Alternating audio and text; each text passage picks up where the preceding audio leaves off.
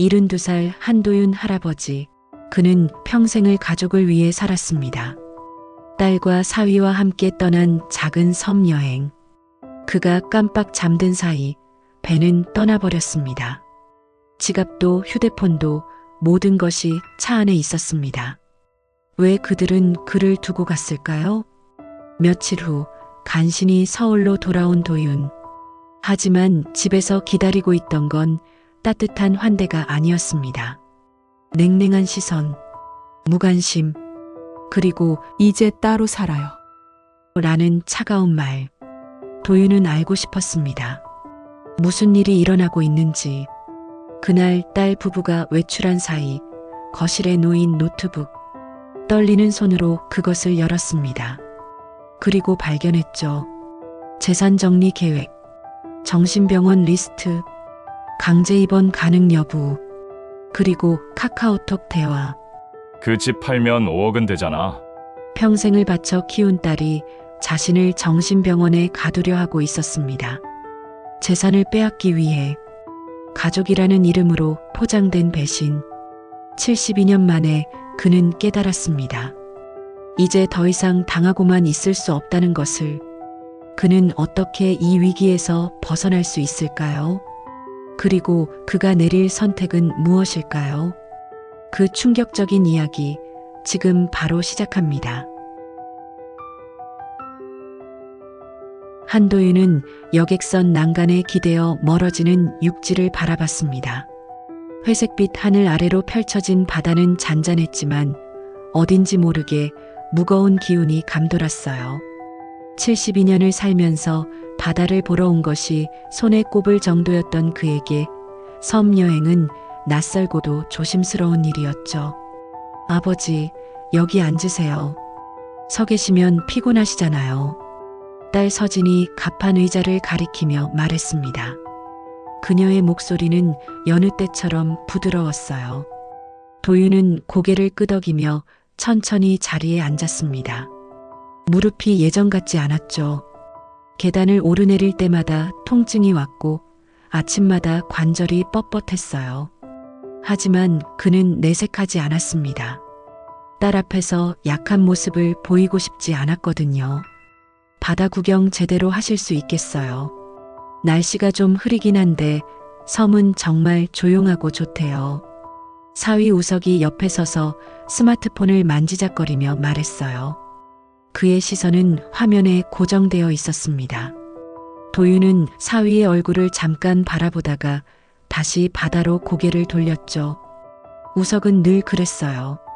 대화를 하면서도 눈은 다른 곳을 보고 마음은 다른 생각에 빠져 있었습니다. 고맙구나. 너희가 이렇게 시간 내서 나를 데리고 오다니. 도윤의 목소리는 낮고 잔잔했습니다. 서진이 환하게 웃으며 아버지의 손을 잡았어요. 무슨 말씀이세요? 아버지가 평생 우리 위해 애쓰셨는데 이 정도는 당연한 거죠. 도윤은 딸의 손을 가만히 내려다봤습니다. 따뜻했어요.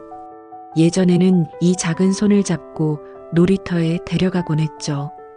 그때 서진은 깔깔 웃으며 그네를 타고 싶다고, 시소를 타고 싶다고 조르곤 했습니다.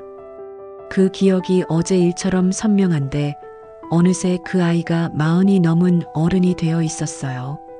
섬에 도착하면 점심 먹고 산책 좀 하다가 일찍 돌아올게요. 아버지 무리하시면 안 되니까요. 서진의 말에 도윤은 고개를 끄덕였습니다. 딸의 배려가 고마웠어요.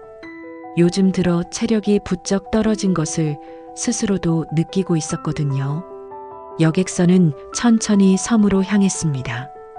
파도 소리와 엔진 소리가 뒤섞여 일정한 리듬을 만들어냈어요. 도윤은 눈을 감고 그 소리에 몸을 맡겼죠. 언제부터였을까요? 이렇게 가만히 앉아 아무 생각 없이 시간을 보내는 것이, 이렇게 편안하게 느껴진 것이. 평생을 일했습니다. 공장에서, 식당에서, 건설 현장에서 손에 굳은 살이 박이고 허리가 굽어지도록 일했어요. 오직 한 가지 목표만을 위해서요. 서진이가 좋은 대학에 가고 좋은 직장을 잡고 편안하게 살 수 있도록. 그것만이 그의 전부였습니다. 그리고 그는 해냈어요. 서진은 좋은 대학을 나왔고 대기업에 취직했습니다. 우석과 결혼해서 안정적인 가정을 꾸렸죠. 도윤은 그것으로 충분했어요. 더 이상 바랄 것이 없었습니다. 아버지, 저기 선 보여요.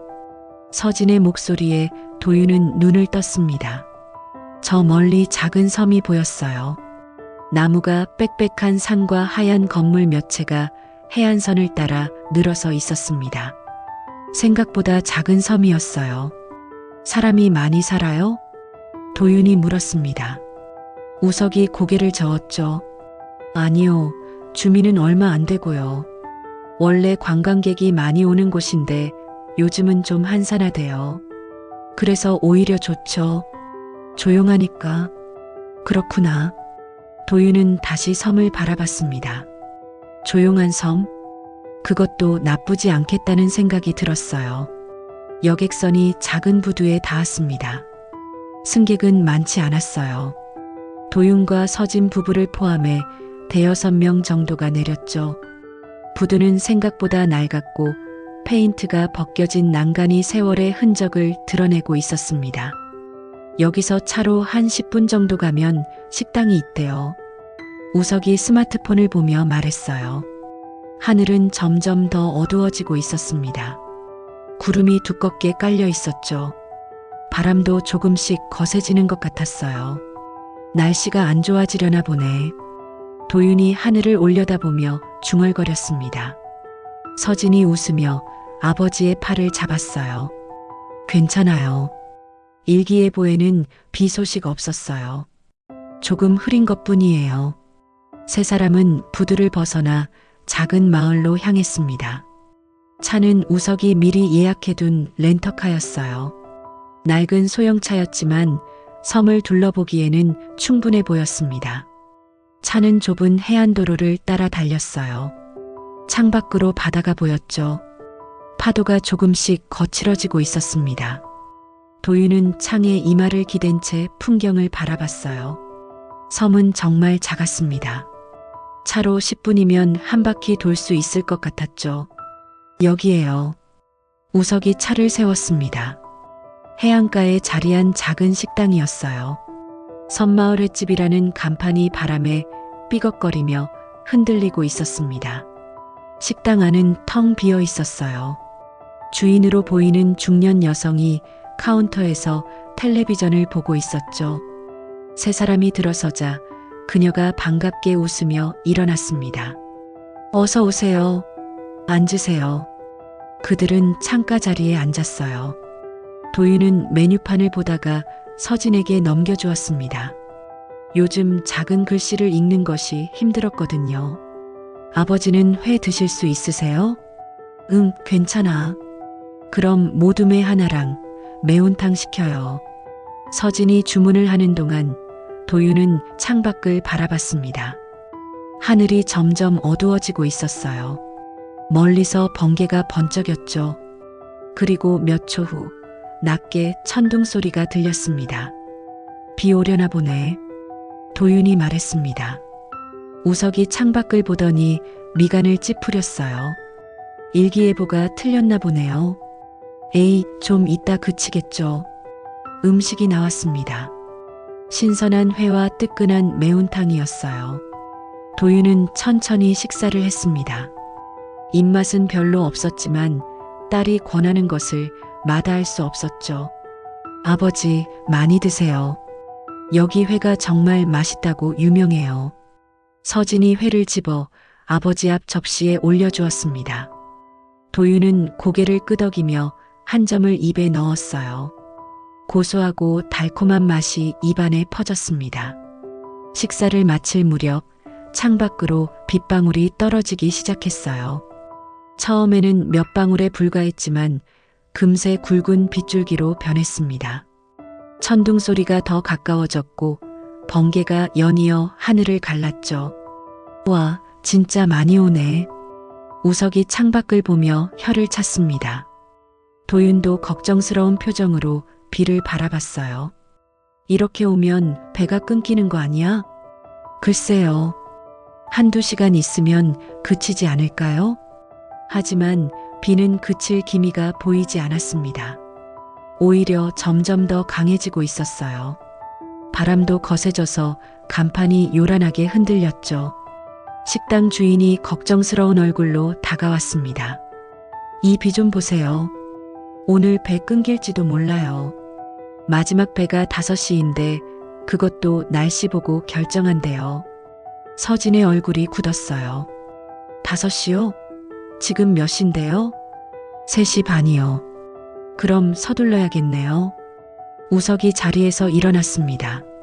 계산을 하고 밖으로 나가려는데 비가 폭포수처럼 쏟아지고 있었어요.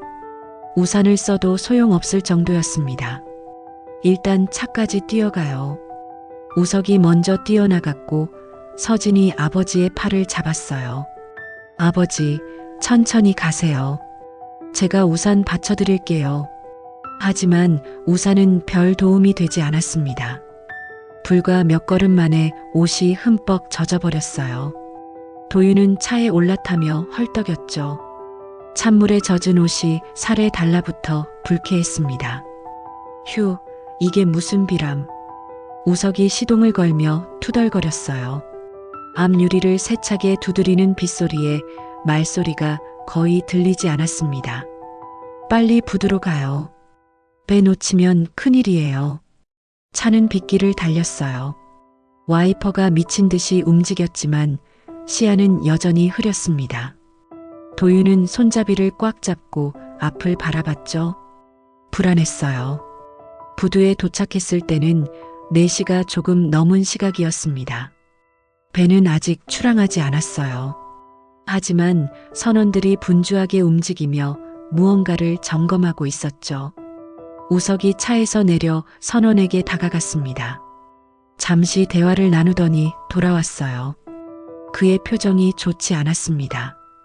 배가 출항 안 한대요. 파도가 너무 높아서. 뭐라고요? 서진이 놀라 목소리를 높였어요. 그럼 우리 어떻게 돌아가요? 내일 아침 첫 배를 타야죠. 날씨가 나아지면. 내일 아침이라고요? 서진의 목소리에 당황이 묻어났습니다. 도윤도 마음이 불편했어요. 섬에서 하루를 묵어야 한다니. 민박이라도 알아봐야겠어요. 우석이 다시 스마트폰을 꺼냈습니다. 하지만 신호가 약한지 화면이 제대로 뜨지 않았어요. 그는 짜증스럽게 한숨을 쉬었죠. 신호가 안 잡혀요. 아까 식당으로 가서 주인한테 물어봐야겠어요. 그들은 다시 섬마을 횟집으로 향했습니다. 비는 여전히 거세게 내리고 있었어요. 식당 주인은 그들의 상황을 듣고 고개를 끄덕였죠. 그러실 줄 알았어요. 요즘 날씨가 변덕스러워서. 민박은. 잠깐만요. 그녀가 전화를 걸었습니다. 몇 분 후 고개를 가로저었어요. 미안해요. 민박집들이 다 문 닫았대요. 요즘 비수기라서. 여기 부근에는 방 내줄 데가 없을 거예요. 그럼 어떻게 해요? 서진의 목소리가 떨렸습니다. 주인이 잠시 생각하더니 말했어요. 저 위에 슈퍼가 있는데 거기 주인이 가끔 사람 재워줘요. 한번 물어보세요. 여기서 걸어서 10분 정도 걸려요. 고맙습니다. 세 사람은 다시 빗속으로 나갔습니다. 좁은 골목길을 따라 올라가자 작은 슈퍼가 보였어요. 섬마을 슈퍼라는 간판이 희미하게 빛나고 있었습니다. 안으로 들어가자 따뜻한 공기가 얼굴을 감쌌어요. 카운터에는 60대로 보이는 남자가 앉아 있었죠. 그가 그들을 보더니 고개를 끄덕였습니다. 비 때문에 고생이 많으시네요. 우석이 상황을 설명했어요. 슈퍼 주인은 턱을 쓰다듬으며 생각했습니다. 방이 하나 있긴 한데 좁아요. 세 분이 주무시기엔 불편하실 거예요. 괜찮아요. 하룻밤만이에요. 그럼 2층으로 올라가세요. 침대가 2개 있어요. 감사합니다. 그들은 좁은 계단을 올라갔습니다. 2층은 작은 다락방 같았어요. 낡은 침대 2개와 작은 탁자가 전부였죠. 하지만 따뜻했고 비를 피할 수 있었습니다. 아버지는 여기서 쉬세요. 저희는 차에서 잘게요. 서진이 말했습니다. 도윤은 고개를 저었어요. 아니다. 너희가 여기서 자거라. 나는 차에서 자도 괜찮아. 무슨 말씀이세요? 아버지가 편하게 주무셔야죠. 괜찮다니까. 도윤의 목소리에 힘이 들어갔습니다. 서진은 더 이상 말하지 않고 고개를 끄덕였어요.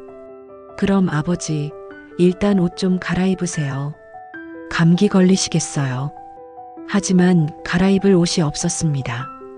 짐은 모두 차 트렁크에 있었거든요. 도윤은 젖은 옷을 벗어 의자에 걸어두고 슈퍼 주인이 빌려준 낡은 티셔츠를 입었어요. 우리 잠깐 나갔다 올게요. 차에서 짐 좀 챙겨올게요. 우석이 말하며 서진과 함께 계단을 내려갔습니다. 도윤은 침대에 앉아 창밖을 바라봤어요. 비는 여전히 쏟아지고 있었습니다. 그는 휴대폰을 꺼냈습니다. 서진에게 연락이라도 해야겠다는 생각이 들었어요. 하지만 화면이 켜지지 않았습니다. 배터리가 나간 거였죠. 에휴, 한숨이 절로 나왔습니다. 도윤은 휴대폰을 주머니에 넣고 침대에 누웠어요. 천장을 바라보며 눈을 감았습니다. 몸이 무거웠어요. 젖은 옷을 입고 뛰어다닌 탓에 피곤이 몰려왔죠. 얼마나 시간이 지났을까요? 문득 주위가 너무 조용하다는 것을 깨달았습니다. 빗소리만 들릴 뿐 아무 소리도 들리지 않았어요. 도윤은 벌떡 일어났습니다. 계단을 내려가 슈퍼 안을 둘러봤죠. 아무도 없었어요. 카운터도 비어 있었습니다. 서진아? 우석아? 그가 밖으로 나갔습니다. 비는 조금 약해진 상태였어요. 차가 세워져 있던 자리를 보았죠. 차가 없었습니다. 도윤은 멍하니 그 자리에 서 있었어요. 심장이 쿵쿵 뛰기 시작했습니다. 차가 없다는 것은 그들이 떠났다는 뜻인가요? 서진아, 그가 소리쳤습니다. 하지만 대답은 없었어요. 그는 비틀거리며 슈퍼 안으로 들어갔죠. 카운터에 메모 같은 것이라도 남아있을까 싶어 살폈지만 아무것도 없었습니다. 휴대폰, 지갑, 짐, 모든 것이 차 안에 있었어요. 도윤은 천천히 주저앉았습니다. 무릎에 힘이 풀렸죠. 믿을 수 없었어요. 딸이 자신을 버리고 갔다는 것을. 그때 슈퍼 문이 열렸습니다. 젊은 남자가 우산을 털며 들어왔어요. 할아버지, 왜 여기 계세요? 아까 그 일행들은요? 도윤은 대답할 수 없었습니다. 목이 메어 말이 나오지 않았거든요. 젊은 남자는 도윤의 표정을 보더니 무슨 일인지 알아챈 것 같았어요. 그가 조심스럽게 물었습니다. 혹시 두고 가신 건가요? 도윤은 고개를 끄덕였습니다.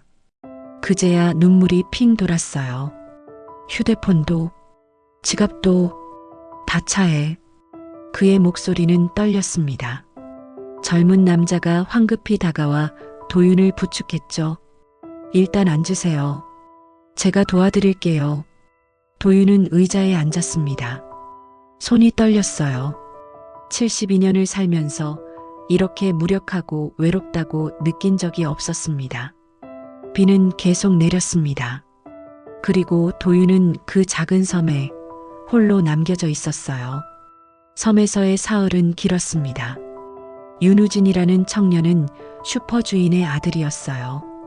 대학생인데 방학이라 아버지 일을 돕고 있었죠. 그가 없었다면 도윤은 어떻게 되었을까요? 생각만 해도 아찔했습니다. 우진은 도윤에게 작은 방을 내주었어요. 충전기를 빌려주고 따뜻한 국밥도 끓여주었죠. 도윤은 휴대폰이 켜지자마자 서진에게 전화를 걸었습니다. 하지만 받지 않았어요. 2번, 3번, 10번. 계속 걸었지만 응답이 없었죠. 할아버지, 일단 경찰에 신고하셔야 해요. 우진이 조심스럽게 말했습니다. 도윤은 고개를 저었어요. 아니다. 딸아이가 분명 이유가 있을 거야. 하지만 그 이유가 무엇인지 도윤은 알 수 없었습니다. 사흘째 되는 날 날씨가 개었어요. 우진이 여객선 터미널까지 데려다 주었습니다. 배삭은 우진이 대신 냈죠. 도윤은 몇 번이고 고맙다는 말을 했어요.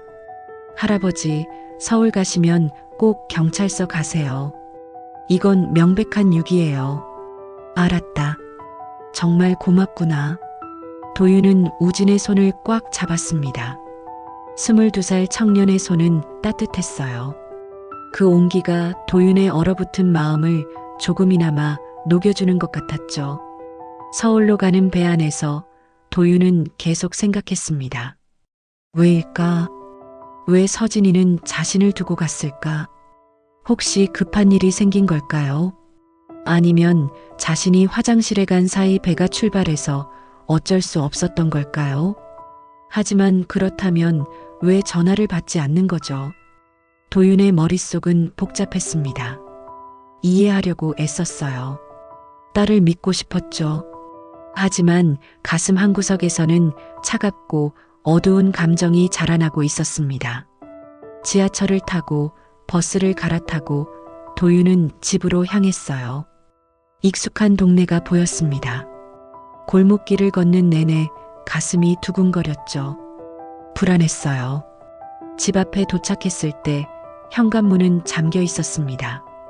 도윤은 비밀번호를 눌렀어요. B- 하는 소리와 함께 문이 열렸죠. 안으로 들어서자 조용했습니다. 거실에 불이 켜져 있었어요. 소파에 서진과 우석이 앉아 있었습니다. 텔레비전을 보고 있었죠. 서진아. 도윤이 조심스럽게 불렀습니다. 서진이 고개를 돌렸어요. 그녀의 얼굴에는 놀람도 반가움도 없었습니다. 그저 담담했죠. 아버지, 오셨어요. 그래. 도윤은 신발을 벗으며 딸을 바라봤어요. 무언가 말을 해야 할 것 같았죠. 하지만 무슨 말부터 해야 할지 몰랐습니다. 왜 그렇게 늦게 오셨어요? 걱정했잖아요. 서진의 목소리는 평온했어요. 마치 아무 일도 없었던 것처럼. 도윤은 어이가 없었습니다. 걱정을 했다고? 네. 연락도 안 되고 내가 전화를 몇 번이나 했는데. 도윤의 목소리가 커졌습니다. 서진은 눈썹을 치켜 올렸어요. 전화요? 안 왔는데요. 그녀가 휴대폰을 꺼내 보여주었습니다. 통화 기록에 도윤의 번호는 없었어요. 도윤은 당황했죠. 그럴 리가. 분명 걸었는데. 아버지, 혹시 번호 잘못 거신 거 아니에요? 우석이 끼어들었습니다. 그의 목소리에는 짜증이 묻어났어요.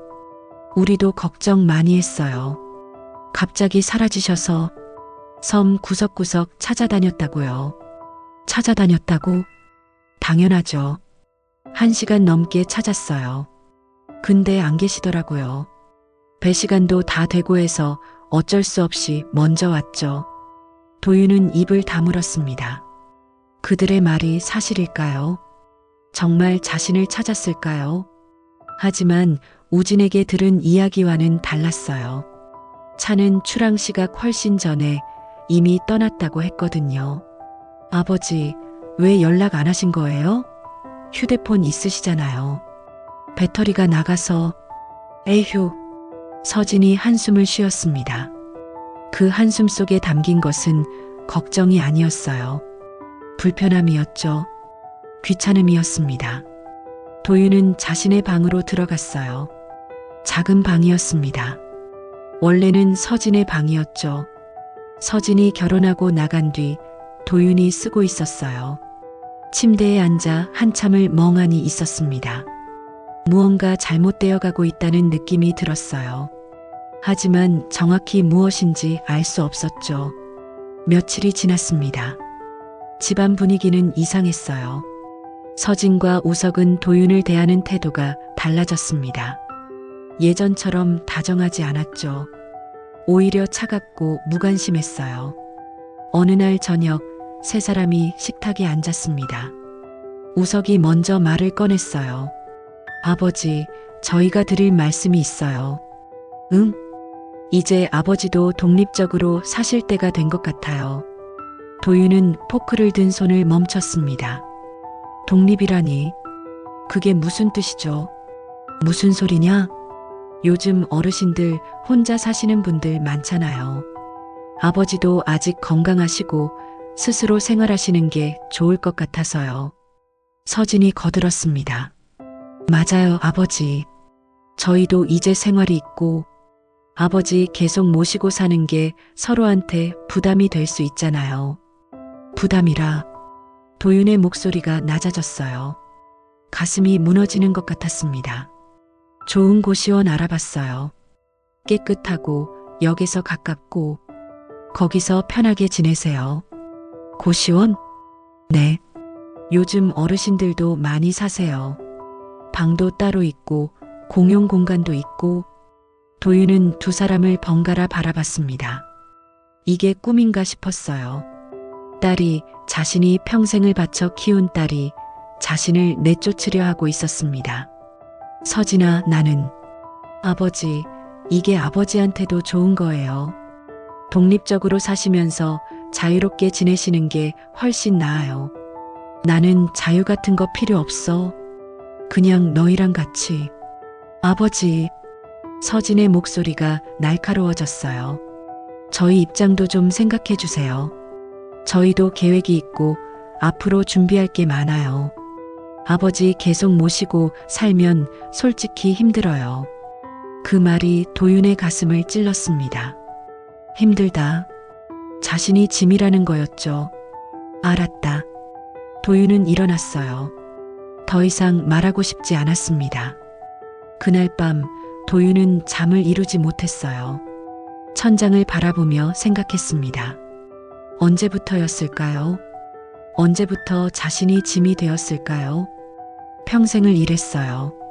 손에 굳은 살이 박히도록, 허리가 굽도록 일했습니다. 오직 서진이를 위해서였죠. 대학 등록금, 결혼 자금, 집 마련 자금, 모든 것을 쏟아부었어요. 그리고 이제 남은 건 이 집뿐이었습니다. 서울 외곽의 작은 아파트. 하지만 도윤에게는 전부였어요. 평생의 결실이었죠. 문득 깨달았습니다. 그들이 원하는 건 자신이 떠나는 것이 아니라는 걸. 이 집이었어요. 도윤이 떠나면 이 집은 자연스럽게 그들의 것이 되겠죠. 도윤은 눈을 감았습니다. 슬픔보다 허무함이 밀려왔어요. 이렇게 끝나는 건가요? 평생의 관계가. 섬에서의 기억이 떠올랐습니다. 빗속에서 혼자 남겨졌던 그 순간. 그리고 우진의 따뜻한 손. 도윤은 결심했어요. 더 이상 당하고만 있지 않겠다고. 무엇이 일어나고 있는지 정확히 알아내겠다고. 그리고 이 집만큼은 절대 내주지 않겠다고. 새벽이 밝아올 때까지 도윤은 깨어 있었습니다. 일주일이 지났습니다. 도윤은 집안에서 조용히 지냈어요. 딸 부부를 관찰했죠. 그들은 자주 속삭였습니다. 도윤이 방에 들어가면 대화를 멈췄어요. 노트북을 보다가도 황급히 화면을 끄곤 했죠. 무언가 숨기고 있었습니다. 도윤은 확신했어요. 뭔가 일어나고 있다고. 어느 날 오후 딸 부부가 외출했습니다. 병원에 간다고 했어요. 우석의 건강검진이라고 했죠. 저녁 전에 올게요. 서진이 가방을 매며 말했습니다. 도윤은 고개를 끄덕였어요. 그래, 조심해서 다녀와라. 현관문이 닫혔습니다. 도윤은 잠시 기다렸어요. 정말 떠났는지 확인하려고요. 창문으로 내려다봤습니다. 주차장에서 차가 빠져나가는 게 보였죠. 도윤은 거실로 나왔어요. 소파 위에 우석의 노트북이 놓여 있었습니다. 평소 같으면 꼭 챙겨가는데 오늘은 두고 갔네요. 도윤은 망설였어요. 남의 물건을 보는 건 옳지 않았죠. 하지만 알아야 했습니다. 무슨 일이 벌어지고 있는지. 그는 노트북을 열었습니다. 화면이 켜졌어요. 비밀번호가 걸려 있지 않았습니다. 도윤은 바탕화면을 천천히 살폈죠. 여러 폴더가 보였어요. 회사, 사진, 문서. 그 중 하나가 눈에 띄었습니다. 아버지라는 이름의 폴더. 도윤의 손이 멈췄어요. 심장이 빠르게 뛰기 시작했죠. 마우스를 움직여 폴더를 클릭했습니다. 안에는 파일이 여러 개 있었어요. 엑셀 파일, 워드 문서, PDF. 도윤은 첫 번째 파일을 열었습니다. 재산 정리 계획. 제목부터 심상치 않았어요. 도윤은 내용을 읽기 시작했죠. 문서에는 도윤의 재산이 정리되어 있었습니다. 아파트, 예금, 보험. 하나하나 꼼꼼하게 기록되어 있었어요. 그리고 각 항목마다 메모가 달려 있었죠. 아파트 마이너스 명의 이전 절차 알아보기. 예금 마이너스 공동명의 전환 후 인출. 보험 마이너스 수익자 변경. 도윤은 화면을 멍하니 바라봤습니다. 이게 뭐죠? 자신의 재산을 빼앗으려는 계획이었어요. 두 번째 파일을 열었습니다. 요양원 및 정신병원 리스트. 손이 떨렸어요. 화면에는 여러 병원의 이름과 주소가 적혀 있었습니다. 그리고 메모가 있었죠. 강제 입원 가능 여부 확인 필요. 치매 진단서 마이너스 협조 가능한 의사 알아보기. 최소 6개월 입원으로 법적 효력 확보. 도윤은 의자에서 일어날 수 없었어요. 다리에 힘이 풀렸습니다. 정신병원, 강제 입원, 치매 진단서. 그들은 자신을 가두려 하고 있었습니다. 재산을 차지하기 위해. 세 번째 파일을 열었어요. 카카오톡 대화 캡처 이미지였습니다. 우석과 누군가의 대화였죠. 상대방 이름은 형이라고 저장되어 있었어요. 형, 그 일 진행 어때? 잘 돼가. 변호사도 섭외했어. 치매 진단서만 받으면 바로 진행 가능해. 아버지가 협조 안 하면? 그럴 것 같은데. 그래서 강제 입원 쪽으로 알아보는 거야. 돈은 얼마나 들어? 1,000만 원 정도. 근데 그 집 팔면 5억은 되잖아. 이득이지. 도윤은 노트북을 덮었습니다. 더 이상 볼 수 없었어요. 가슴이 무너지는 것 같았습니다. 숨이 막혔죠. 믿고 싶지 않았어요. 자신의 딸이, 평생을 바쳐 키운 딸이 이런 짓을 하고 있다니. 도윤은 소파에 주저앉았어요. 눈물이 났습니다. 참으려 했지만 흘러내렸죠. 섬에서 버려졌을 때보다 더 고통스러웠어요. 그때는 실수일 거라고, 오해일 거라고 믿었거든요. 하지만 이제는 알았습니다. 계획된 일이었다는 것을. 얼마나 시간이 지났을까요? 도윤은 고개를 들었어요. 눈물을 닦았습니다. 슬퍼할 시간이 없었어요. 지금은 싸워야 할 때였죠. 도윤은 휴대폰을 꺼냈습니다. 노트북 화면을 하나씩 사진으로 찍었어요.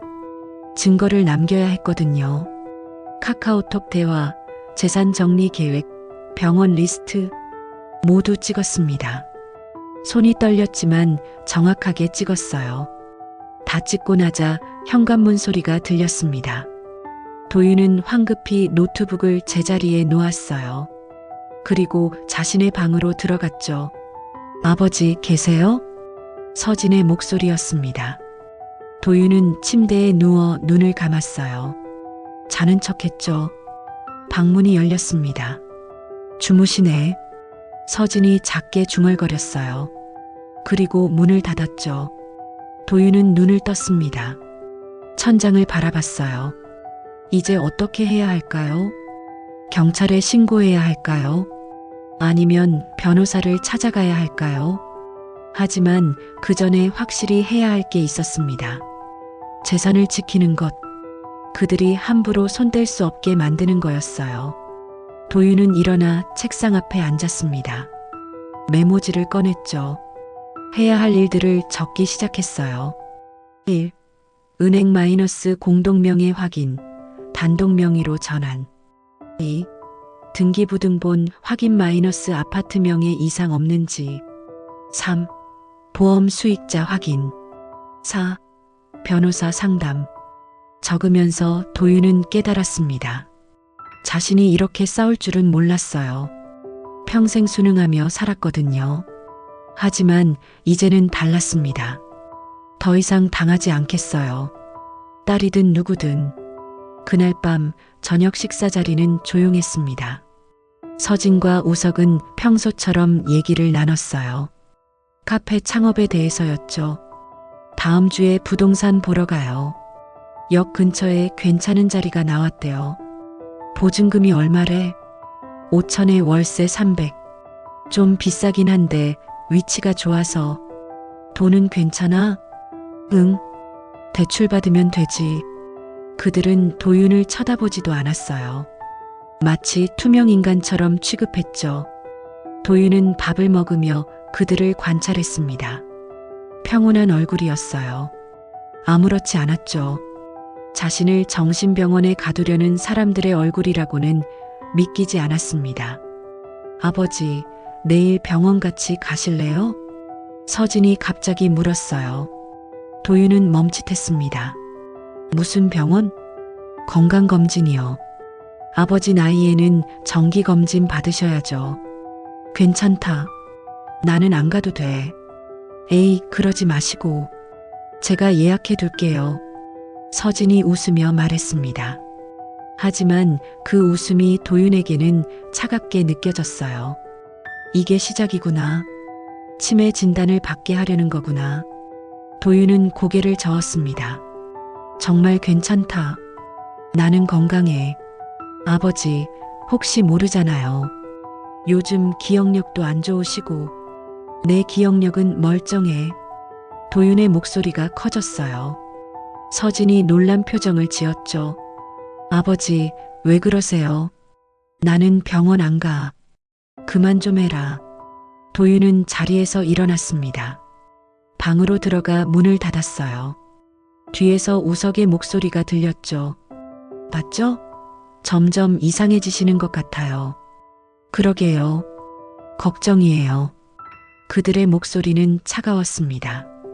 도윤은 문에 등을 기대고 천천히 주저앉았어요. 무릎을 껴안고 눈을 감았습니다.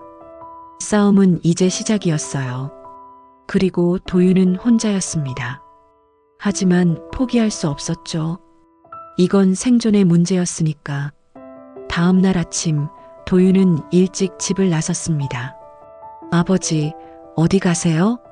서진이 물었어요. 도윤은 담담하게 대답했죠. 산책 좀 하고 올게. 조심하세요. 서진의 목소리는 무관심했습니다. 도윤은 고개를 끄덕이고 현관문을 나섰어요. 하지만 산책이 목적은 아니었습니다. 은행에 가야 했거든요. 가까운 은행 지점에 도착했어요. 창구 직원에게 통장을 내밀었습니다. 혹시 이 계좌가 공동 명의로 되어 있나요? 직원이 확인했어요. 잠시 후 고개를 저었죠. 아니요, 단독 명의로 되어 있습니다.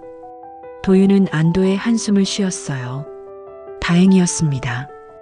혹시 명의 변경 시도 같은 게 있었나요? 확인해 보겠습니다. 직원이 컴퓨터를 확인했어요. 얼굴이 조금 굳었습니다. 한 달 전에 공동명의 전환 신청이 있었는데요. 고객님, 본인 확인이 안 돼서 반려됐습니다. 도윤의 가슴이 철렁했어요. 역시 시도했구나. 앞으로 명의 변경은 제가 직접 오지 않으면 절대 안 됩니다. 확실히 해주세요. 네, 특별관리로 등록해 드릴게요. 도윤은 다른 은행들도 찾아갔습니다. 모두 같은 조치를 취했어요. 더 이상 함부로 손댈 수 없게 만들었죠. 오후에는 법률사무소를 찾아갔습니다. 젊은 변호사가 도윤의 이야기를 들었어요. 휴대폰에 저장된 사진들도 보았죠. 이건 명백한 재산 침해 시도입니다. 강제 입원 계획도 불법이고요. 그럼 제가 뭘 해야 하나요? 일단 유언장을 작성하세요. 재산 처분에 대한 명확한 의사를 남겨두는 겁니다. 그리고 이 증거들을 잘 보관하세요. 변호사가 명함을 건넸습니다. 위급한 일이 생기면 언제든 연락 주세요. 제가 도와드리겠습니다. 고맙습니다. 도윤은 법률사무소를 나서며 조금 더 마음이 편해졌어요. 혼자가 아니라는 느낌이 들었죠. 집으로 돌아오는 길, 도윤은 휴대폰을 꺼냈습니다. 우진에게 전화를 걸었어요. 여보세요? 우진아, 나야. 한도윤. 아, 할아버지. 어떻게 지내세요? 우진의 목소리는 밝았습니다. 도윤은 그 목소리만으로도 위로를 받았어요. 그냥 좀 힘든 일이 있어서. 무슨 일이세요? 도윤은 간단히 상황을 설명했습니다. 우진은 한동안 말이 없었어요. 할아버지, 경찰에 신고하셨어요? 아직은. 일단 내 재산부터 지켜야 해서. 제가 뭘 도와드릴 수 있을까요? 아니야. 내 목소리 듣는 것만으로도 큰 힘이 된다. 할아버지, 혼자 견디지 마세요. 힘들면 언제든 전화하세요. 고맙다, 우진아. 전화를 끊고 나니 눈가가 뜨거워졌어요. 우진 같은 사람이 있다는 게 감사했습니다. 며칠 후 서진이 다시 말을 꺼냈어요. 아버지, 그 고시원 이번 주에 보러 가실래요? 도윤은 잠시 망설였습니다. 그리고 천천히 고개를 끄덕였죠. 그래, 한번 보자. 서진의 얼굴에 안도의 빛이 스쳤어요. 우석도 만족스러운 표정이었죠. 내일 오후에 같이 가요. 알았다. 도윤은 순순히 대답했습니다. 겉으로는 받아들이는 척해야 했거든요. 그래야 그들이 방심하죠. 그날 밤 도윤은 변호사에게 문자를 보냈어요. 내일 고시원 보러 갑니다. 혹시 모르니 위치 알려드릴게요. 변호사의 답장이 왔습니다. 혹시 모르니 제 직원 한 명을 근처에 대기시켜 두겠습니다. 걱정 마세요. 도윤은 휴대폰을 내려놓았어요. 마음이 조금 놓였습니다. 다음 날 오후 세 사람은 고시원으로 향했습니다. 역에서 가까운 곳이었어요. 건물은 낡았지만 깨끗해 보였죠. 여기에요. 서진이 건물 앞에서 말했습니다. 좁은 계단을 올라가자 복도가 나왔어요. 작은 방들이 줄지어 있었죠. 관리인이 나와 안내했습니다. 이쪽이 빈 방입니다. 방문을 열자 좁은 공간이 보였어요. 침대 하나와 작은 책상. 창문은 있지만 환기가 잘 안 될 것 같았죠. 화장실은 공용이고요. 식사는 1층 식당에서 하시면 됩니다. 도윤은 방 안을 둘러봤습니다. 평생 살아온 집과는 너무 달랐어요. 아버지, 괜찮죠? 깨끗하고 좋잖아요. 서진이 웃으며 말했습니다. 도윤은 천천히 고개를 끄덕였어요. 그래, 나쁘지 않네. 그럼 계약할게요. 우석이 관리인에게 말했습니다. 도윤은 가만히 서 있었죠. 계약서에 서명하는 순간 이 방이 자신의 마지막 거처가 될 뻔했다는 생각이 들었어요. 아니, 어쩌면 정신병원이 끝이었을지도 모르죠. 하지만 이제는 달랐습니다. 준비가 되어 있었으니까. 그날 저녁 도윤은 이웃집 할머니를 만났습니다. 아파트 엘리베이터에서 마주쳤어요. 같은 층에 사는 박 할머니였죠. 도윤 씨, 요즘 안색이 안 좋으시네요. 아, 그냥 좀 피곤해서요. 괜찮으세요? 딸분이랑 잘 지내시죠? 도윤은 잠시 망설였어요. 그리고 조심스럽게 말했죠. 사실은 좀 어려운 일이 있어서요. 박 할머니의 표정이 진지해졌습니다. 뭔데요? 혹시 제가 도울 일이 있으면. 도윤은 간단히 상황을 설명했어요. 박 할머니는 깜짝 놀랐죠. 어머, 그게 무슨. 세상에. 아무한테도 말씀 마세요. 그냥 제가 힘들어서 하는 얘기예요. 당연하죠. 근데 도윤 씨, 혼자 견디지 마세요. 우리 층 사람들이 다 아는데 도윤 씨 얼마나 좋은 분인지 필요하면 증인이라도 써드릴게요. 도윤은 박 할머니의 손을 잡았습니다. 따뜻했어요. 고맙습니다.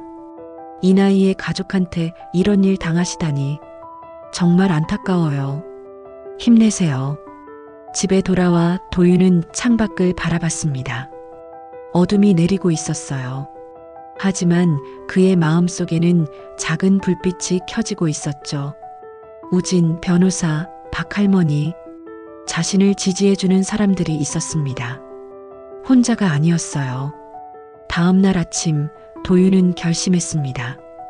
더 이상 끌려다니지 않겠다고, 자신의 삶을 스스로 결정하겠다고 그는 노트에 적었어요. 나는 의존하지 않고 살겠다. 누구에게도. 짧은 문장이었지만 무게가 있었습니다. 72년 만에 처음으로 자신을 위한 결심이었죠. 서진과 우석이 거실에 있었어요. 도윤은 그들에게 다가갔습니다. 고시원은 다음 주부터 들어갈게. 서진이 환하게 웃었어요. 다행이에요, 아버지. 거기서 편하게 지내실 수 있을 거예요. 그래, 나도 이제 독립할 나이야. 도윤은 담담하게 말했습니다. 그들은 도윤이 순응했다고 생각했겠죠. 하지만 도윤은 알고 있었어요. 이건 시작에 불과하다는 것을. 그가 고시원에 들어가면 그들은 본격적으로 움직일 겁니다. 재산을 빼앗고 강제 입원을 시도하겠죠. 하지만 도윤도 준비가 되어 있었어요. 변호사도 있고 증거도 있고 지켜줄 사람들도 있었습니다. 이제 마지막 싸움이 남았어요. 그리고 도윤은 이길 거예요. 반드시. 고시원 입주일이 다가왔습니다. 서진과 우석은 들떠 있었어요. 이제 곧 집이 비면 본격적으로 움직일 수 있다고 생각했겠죠. 아버지, 짐 다 싸셨어요? 서진이 도윤의 방문을 두드렸습니다. 도윤은 작은 가방 하나를 들고 나왔어요. 다 쌌다. 이게 전부예요? 응. 많이 필요 없어. 서진은 아버지의 가방을 보며 잠깐 표정이 복잡해졌습니다. 하지만 곧 밝게 웃었죠. 그럼 출발할까요? 차에 오르는 도윤을 보며 서진이 말했어요. 아버지, 거기서 편하게 지내세요. 자주 연락할게요. 도윤은 고개를 끄덕였습니다. 더 이상 말하지 않았어요.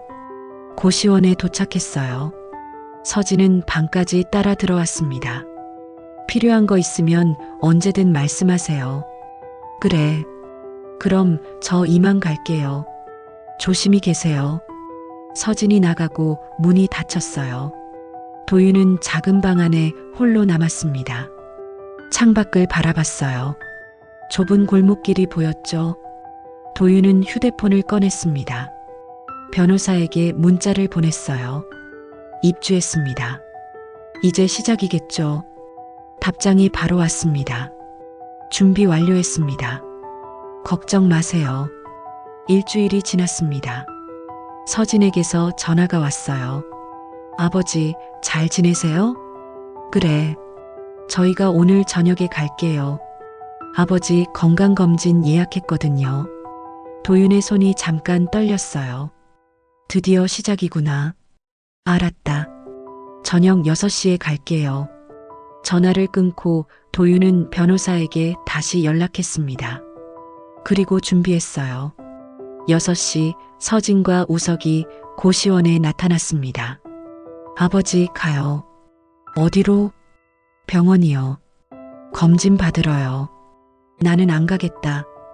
도윤이 단호하게 말했어요. 서진의 얼굴이 굳었죠. 아버지, 왜 그러세요? 약속했잖아요. 나는 약속한 적 없어.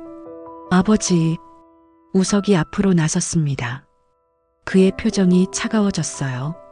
아버지, 이러시면 안 됩니다. 건강이 안 좋으신 거 알면서 왜 이러세요? 내 건강은 멀쩡해. 너희가 원하는 건 치매 진단서겠지. 순간 둘의 얼굴이 하얗게 질렸어요. 무슨 소리예요? 다 알아. 너희가 뭘 계획했는지. 도윤은 휴대폰을 꺼냈습니다. 저장해둔 사진들을 보여줬어요.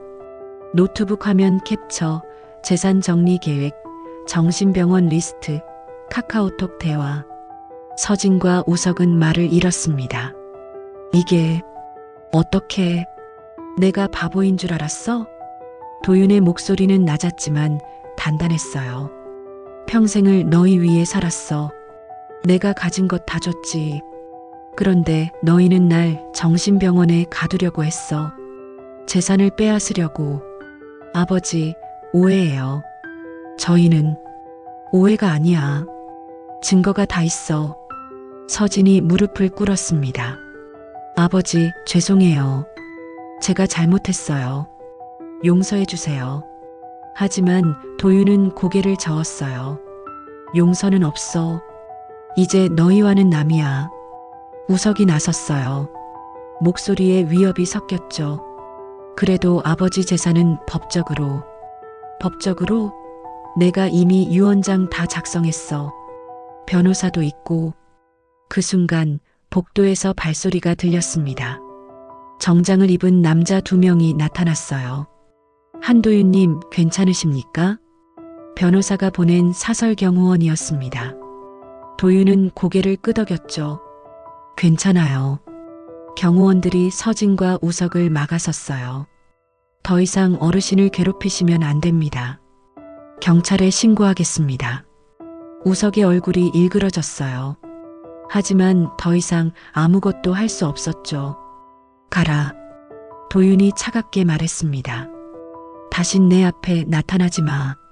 너희는 이제 내 가족이 아니야. 서진이 울먹였어요. 아버지, 정말 이러실 거예요? 그래, 이게 끝이다. 서진과 우석은 결국 돌아섰습니다. 복도를 걸어나가는 그들의 뒷모습을 도윤은 가만히 바라봤어요. 슬프지 않았냐고요? 슬펐습니다. 하지만 후회는 없었어요. 며칠 후 변호사에게서 연락이 왔습니다. 도윤님 따님 부부가 큰일 났다고 하더군요. 무슨 일인데요? 카페 창업 자금으로 대출을 5천만 원 받았다는데 도윤님 재산을 담보로 생각했던 모양입니다.